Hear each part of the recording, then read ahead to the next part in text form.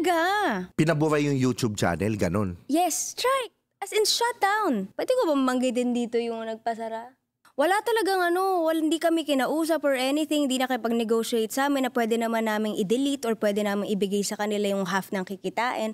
Wala, strike talaga, take down. Alam mo yun, para kami, tumutulong lang kami. Why would you do that sa napakaliit na channel and you guys are so big and you can handle a lot of artists, tapos sa napakaliit na channel na nagpapasaya ng maraming tao, you wanted to strike it down. You striked it down. I was so devastated and sobra ako naiinis.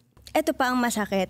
Yung mga naghahanap sa amin ng OFWs, yung mga nanonood ng videos namin na nakakapagpasaya lang sa kanila is kami nung time na yun. Nung time po na yun Mismo. Why would you do such a thing, di ba? Parang di ka nag-iisip dahil lang nainis ka, kinover namin, tumataas yung views, wala ka nakukuha. Strike it down. Mabas ka na sa ABS-CBN. Hindi ko mag-get, saan nanggaling yung chismis na ban ka sa ABS-CBN? Hindi ko alam.